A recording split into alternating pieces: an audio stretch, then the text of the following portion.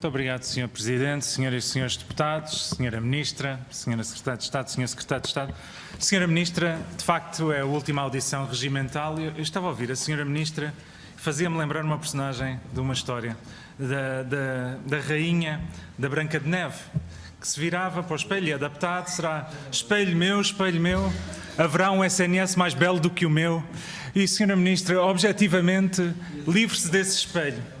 Livre-se desse espelho e começa a falar com as pessoas, começa a falar com os profissionais.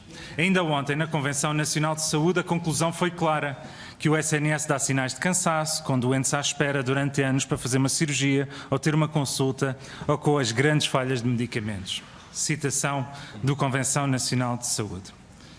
Senhora Ministra, neste que é um momento final e, portanto, balanço de 4 anos de governação, mais do que a incapacidade de resposta ou até de degradação que temos vindo a denunciar também enquanto fiscalizadores da ação governativa aqui na Assembleia da República, diria mesmo que o principal legado do Governo foi terem quebrado a confiança dos portugueses em relação ao Serviço Nacional de Saúde. Uma quebra de confiança resultante das promessas falhadas do próprio Governo.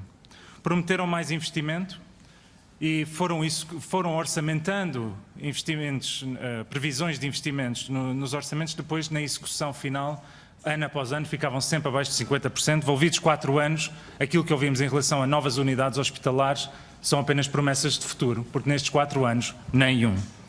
Uma aposta na prevenção da saúde foi reiteradamente prometida. O que verificamos em muitas áreas é um aumento da carga da doença e veja-se o caso, o ex-libris do SNS, as respostas de saúde materno-infantil, neste momento com dificuldades e com resultados periclitantes, e que a Senhora Ministra e o seu Governo e a própria Direção-Geral da Saúde não conseguem dar uma resposta cabal aos níveis preocupantes e às respostas preocupantes da saúde materno-infantil e da taxa de mortalidade infantil. Veja-se o caso da promessa da aposta nos cuidados de saúde primários, em que a abertura de novas unidades de saúde familiares fica abaixo do tempo da assistência financeira. E este Governo, que até prometeu, reiteradamente, desde 2015 até ao ano passado, que iria assegurar a cobertura universal de todos os portugueses com um médico de família, e terminamos estes 4 anos com 700 mil portugueses sem médico de família.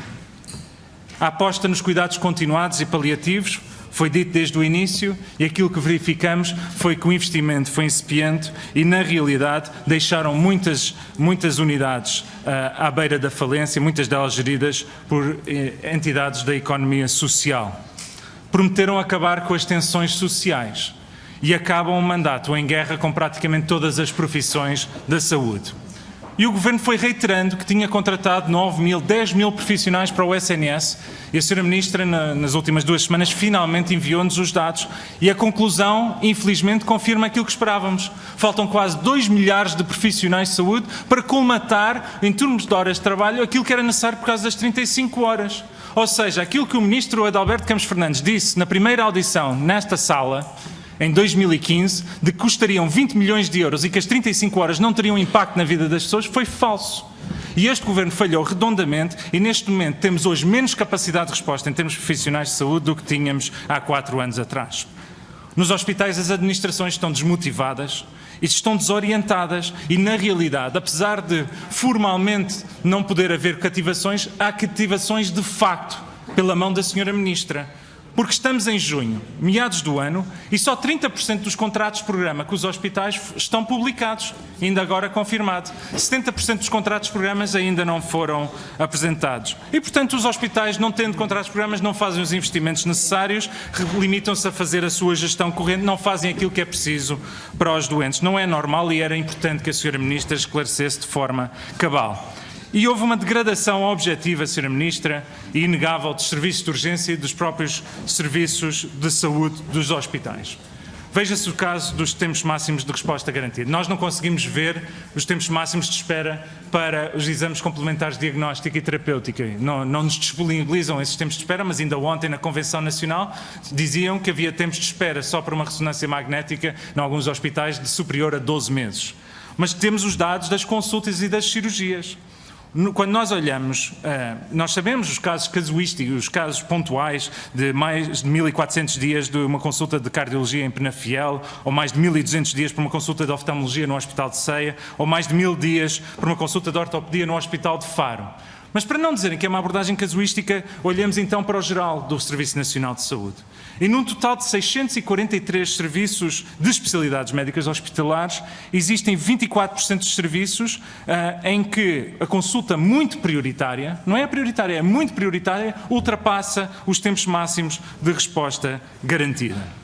Vejamos o caso das cirurgias, em que num total de 252 serviços de especialidades médicas hospitalares, em 35, 14%, os serviços, a espera média dos doentes por uma cirurgia programada como muito prioritária, não prioritária, como muito prioritária, ultrapassa as taxas máximas de resposta garantida. E o caso da oncologia em Portugal é um caso particularmente grave da degradação a que temos assistido no Serviço Nacional de Saúde. Veja-se a questão da informação publicada pela entidade reguladora da saúde, que dizia mesmo que 18% das cirurgias de doença oncológica foram realizadas fora do prazo legal e 36% das consultas de oncologia foram realizadas para além do prazo legal. Ora, isto não é certamente aceitável para a Sra. Ministra nem para ninguém. E depois temos os casos particulares. Recentemente foi muito dialogado aqui nesta Comissão a questão de Faro, o Centro Hospitalar do Algarve, e temos também a questão do Serviço de Oncologia do Centro Hospitalar de Tondela, Viseu, onde tantas promessas foram feitas, e agora o Ministério da Saúde, para tentar colmatar, está a tentar contratar profissionais em hospitais que estão eles também em ruptura, como é o caso de Vila Real. Duas perguntas para terminar, Sr. Presidente. Uma sobre o número crescente de médicos sem acesso à especialidade. Fala-se em mais de 4.000 médicos sem acesso à especialidade em 2021. Qual é a estratégia da Sra. Ministra para inverter esta situação? E, por fim, estamos em plena época de risco de incêndios no nosso país e tem sido muito pouco clara para permitir que a Sra. Ministra possa responder a posição do Ministério sobre as corporações de bombeiros e da dívida às corporações de bombeiros. Foi dito, em maio passado, pela Liga dos Bombeiros Portugueses, em maio passado, que a dívida do Ministério da Saúde ultrapassava os 35 milhões de euros. O Sr. Primeiro-Ministro, António Costa, a 13 de maio, veio dizer que a indicação da Sra. Ministra é que as dívidas estavam saldadas. A Sra. Ministra, a 30 de maio, reiterou que não havia dívidas. Entretanto, o Presidente da Liga de Bombeiros veio reiterar todas as suas afirmações anteriores. Portanto, pergunto-lhe mais uma vez, Sra. Ministra, o Ministério tem alguma dívida para com a Liga de Bombeiros ou não tem nenhuma dívida com a Liga de Bombeiros, e qual é o valor, caso tenha? Muito obrigado. Obrigado, Sr. Deputado. Dou a palavra à Sra. Ministra para responder.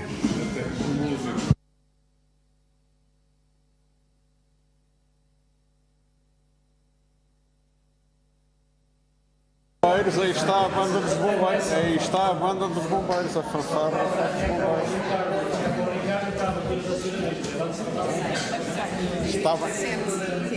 Está bem organizado. Sr. Deputado, muito obrigada.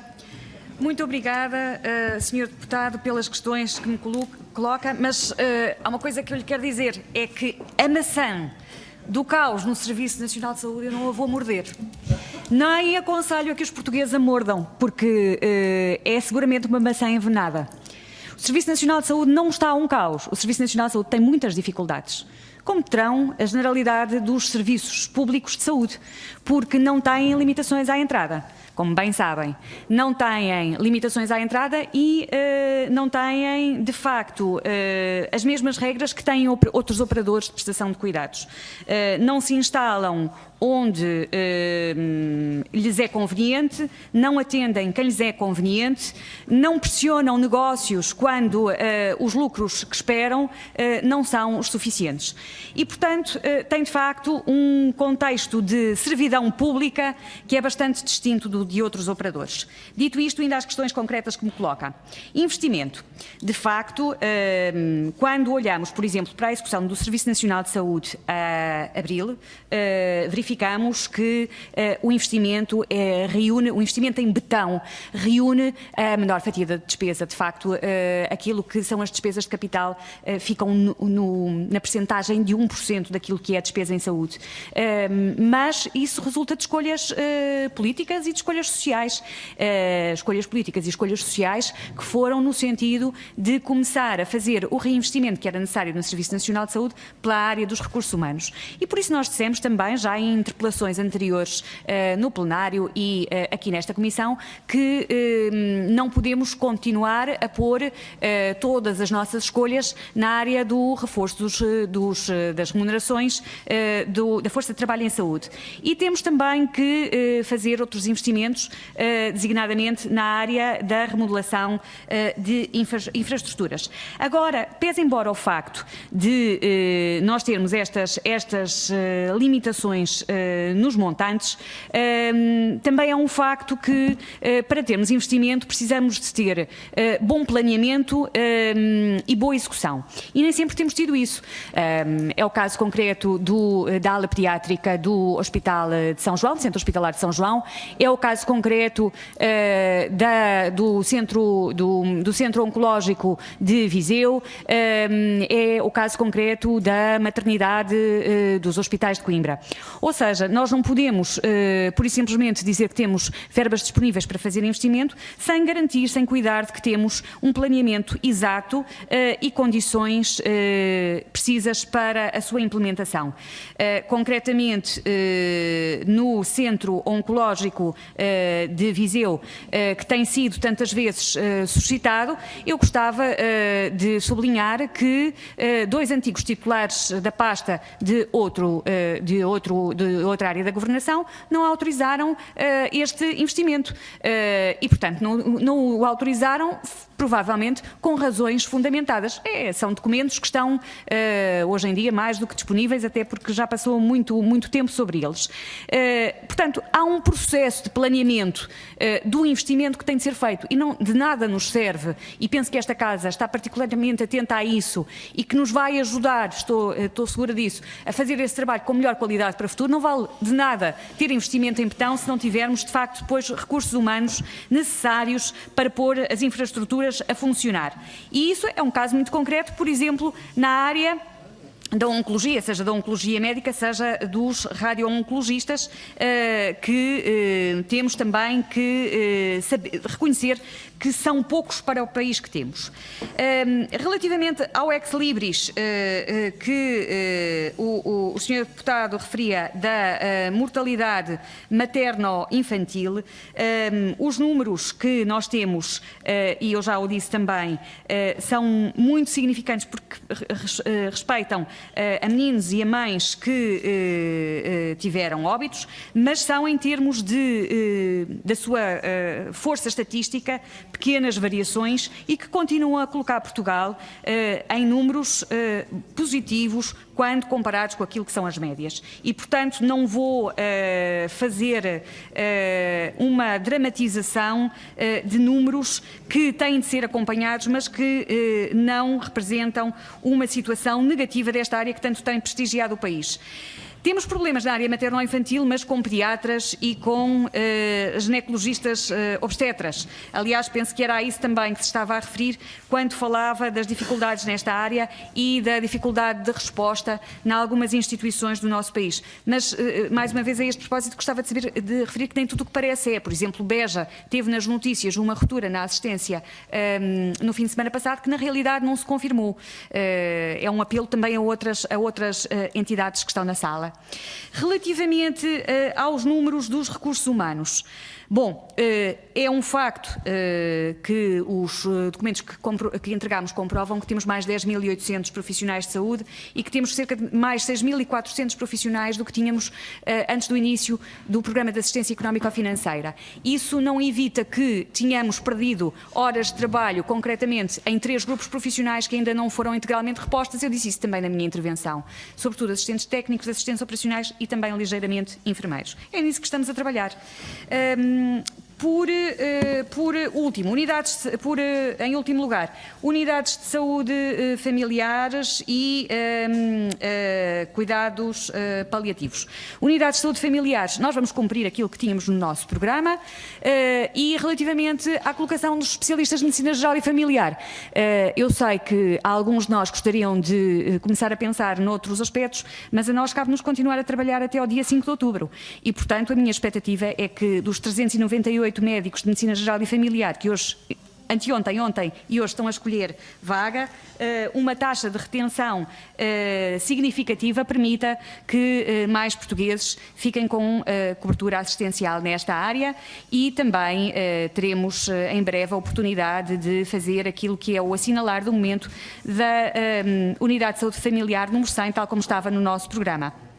Relativamente aos TMRGs, que também gostaria de referir, um aspecto que me satisfaz dentro daquilo que tem sido o nosso trabalho recente é que nós sabíamos que tínhamos 100 mil doentes com espera superior a um ano a 31 de dezembro de 2018 e hoje, apenas com um esforço de organização e de envolvimento dos conselhos de administração dos nossos hospitais, cujo trabalho nunca é demais sublinhar, temos menos 10 mil desses 100 mil doentes à espera e, portanto, sem necessidade, não são 6 meses depois, são 2 meses depois de termos iniciado esta ação nesta área.